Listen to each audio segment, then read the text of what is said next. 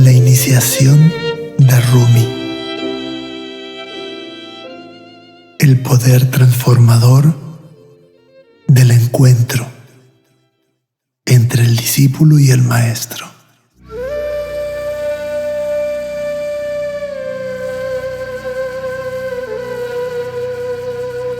Los ojos de un maestro miran hacia adentro. Es una sola y poderosa mirada. Proviene de lo profundo de esa nada interna que ya ha sido descubierta. Caer en la dicha es dejarse penetrar por una mirada inocente, aunque ésta provenga de otro.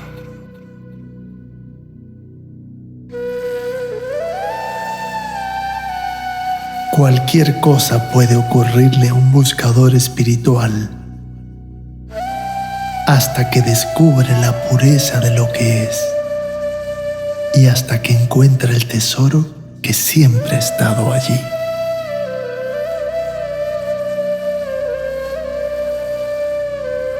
Es esa mirada maestra, la que no tiene pensamientos, y que cuando apunta al discípulo, produce un divino despertar de la conciencia.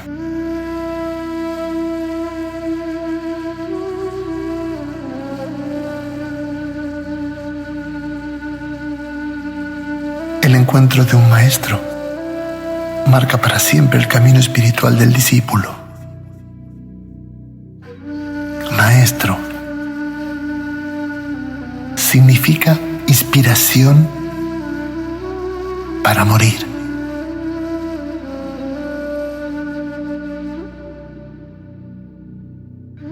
Es solo un símbolo que indica una apariencia de alguien que ha dejado de ser.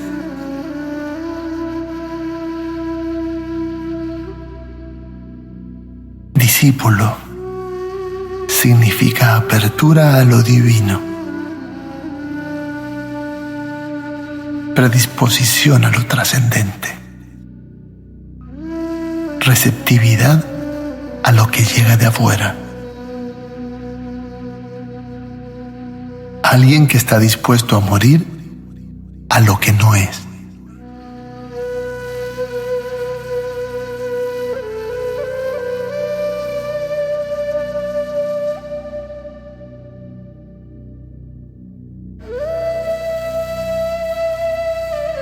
Como muchas historias de maestros y discípulos, son historias de amor puro. Esta particular historia se tiene en alta estima en círculos sufíes. Según ella, la mañana del 15 de noviembre de 1244, en una pequeña ciudad de Turquía, Rumi, que tenía entonces 37 años, se paseaba sobre un caballo, una mula o un asno. No se sabía muy bien qué era. Ni eso es lo importante para lo que ocurriría momento después. Lo importante era el hecho de que estaba a una cierta altura del suelo.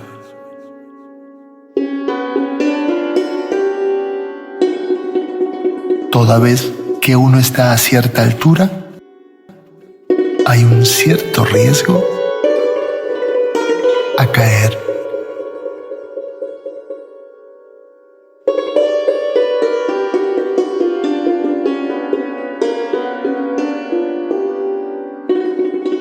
Rumi iba por un camino hacia el concurrido mercado de los mercaderes. Y de improviso, como sucede en todo aquello que nos llega para transformarnos, sucedió algo indescriptible. Los Los ojos de Rumi se toparon por un momento con la mirada de un maestro.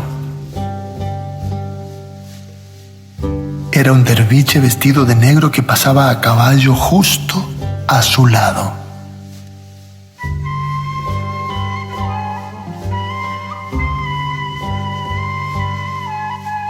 Se enfrentaron,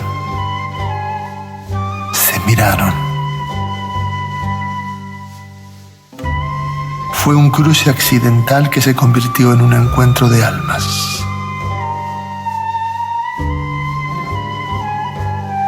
Fue la primera sorpresa para un discípulo que en su búsqueda es encontrado. Porque en ese instante gigantesco y fuera del espacio-tiempo, Rumi, al ser visto por un maestro, sintió que un rayo de luz le caía en su cabeza, dejando escapar una espiral de humo como si su mente se hubiera pulverizado. Lanzó un fortísimo grito y cayó al suelo fulminado. Había sido tumbado por la mirada pura del maestro.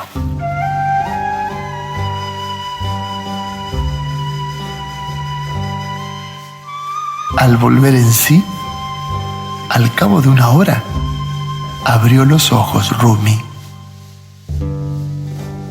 y se encontró con el rostro sonriente del maestro, que no se había separado ni un instante de Rumi.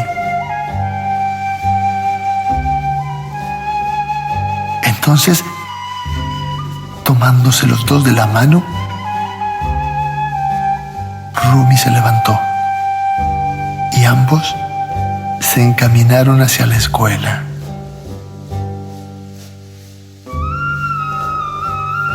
Se encerraron en un retiro de 40 días.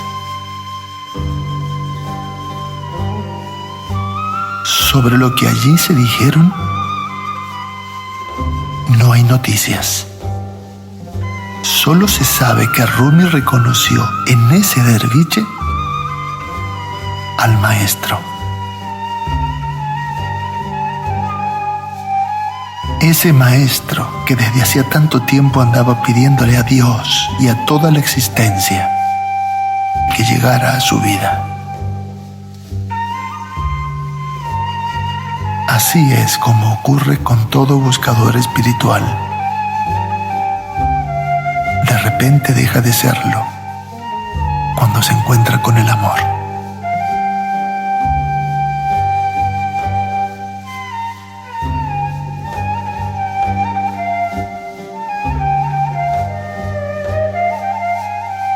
Rumi vio en ese maestro el guía inspirador que podía ayudarle a trascender su mente y a conocer la realidad.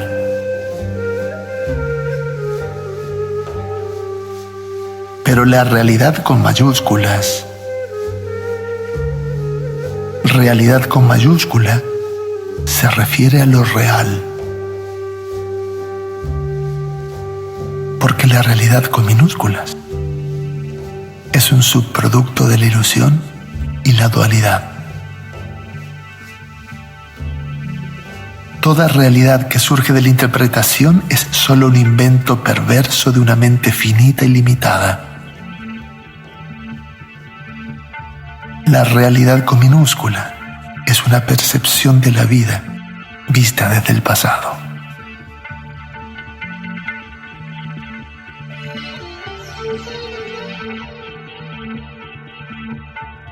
Lo que buscas te está buscando a ti. Reza uno de esos versos estáticos que Rumi cantaría más adelante.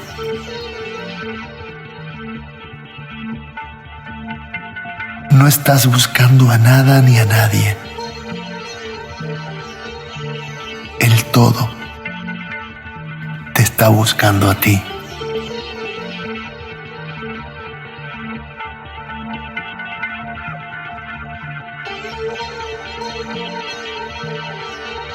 El encuentro de las miradas de Rumi y su maestro ha sido definido como la confluencia de los dos océanos, dos inmensas vastedades llenas de lo divino, dos almas divinas que se reconocen mutuamente.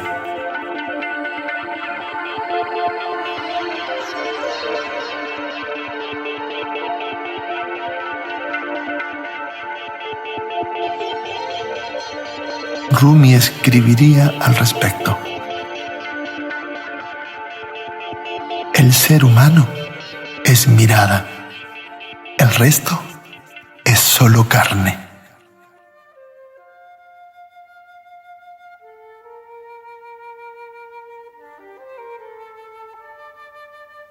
¿Y a qué clase de conocimiento accedió Rumi en ese momento único y trascendente? A ninguno. Porque nada le ha sido enseñado. Solo ocurrió la transferencia de la presencia.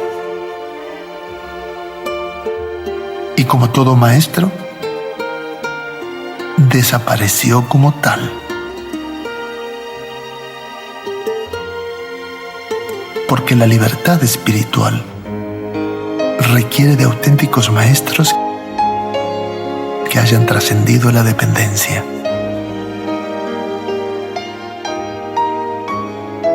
Toda su obra, que comprende miles de versos, en un canto al único real,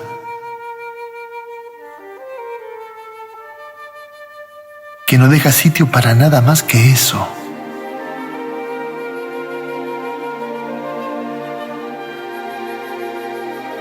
Que no deja espacio para ninguna definición que surja de la dualidad.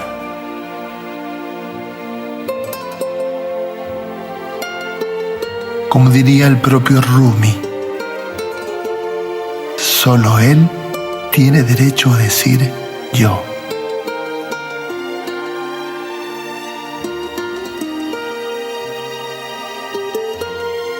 Como diría el maestro, solo la existencia puede decir soy.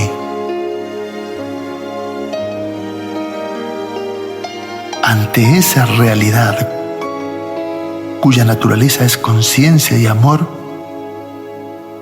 se derritió toda su existencia tal como antes la conocía. Excepto el amor, todo se desvanece. Reza otro verso de Rumi.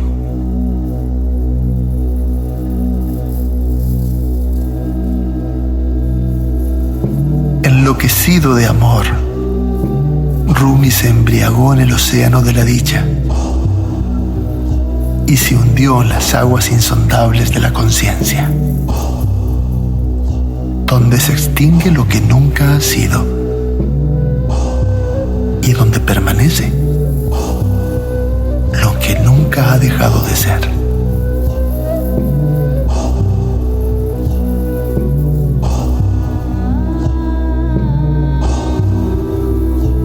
¿Qué puedo hacer por vosotros, oh creyentes de todo tipo de creencias?, dijo una vez Rumi. Pues solo puedo compartir una cosa: que no me reconozco a mí mismo. Ya no sé quién soy.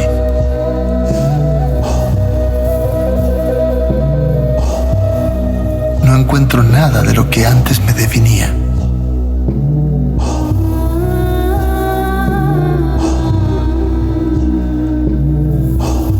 No soy cristiano, ni judío, ni musulmán. No soy del este, ni del oeste, ni del norte, ni del sur.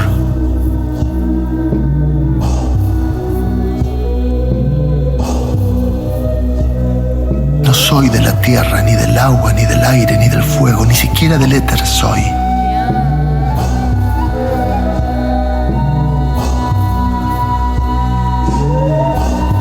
No soy del polvo, ni de la existencia, ni de las estrellas, ni de la esencia.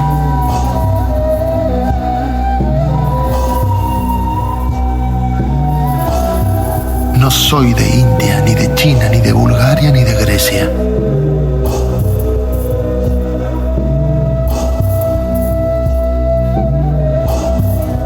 No soy de este mundo, ni del próximo, ni del paraíso, ni del infierno. No soy de Adán ni de Eva, ni vengo del Edén, ni voy a ninguna parte. Mi lugar es el no lugar. Mi pisada no deja rastro. No tengo cuerpo ni alma, pues pertenezco a la realidad del amado. He desechado la dualidad. He trascendido la ilusión. He visto que los dos mundos son uno, pero uno con mayúscula, porque uno con minúscula está solo y separado. El uno con minúscula es la parte que no reconoce de dónde proviene. Pero el uno con mayúscula lo incluye todo. Es el todo. Solo al uno busco. A uno conozco. A uno veo. A uno invoco. He bebido la bebida más espirituosa de la existencia. Ahora, embriagado con la copa del amor, los dos mundos han desaparecido de mi vida. No tengo ya otra cosa que hacer, más que ser en toda celebración.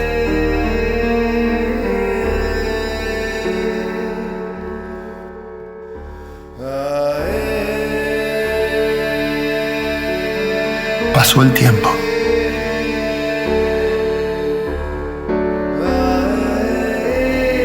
Y Rumi utilizó el lenguaje para escribir cientos de poemas místicos que tratarían de transmitir lo indescriptible. Un día se encontró con gente que le conocía desde antes de aquella caída y le preguntaron: ¿qué te ha ocurrido, Rumi?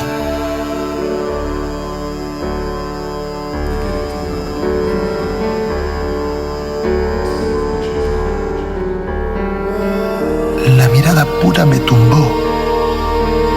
Caí y nunca más pude ser el mismo. Morí y me sumergí en ello. Así regresé al todo.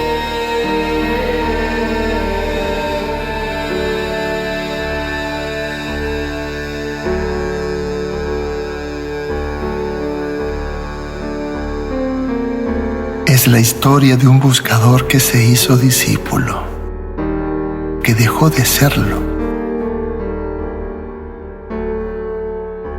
para convertirse en la dicha que surge del puro amor.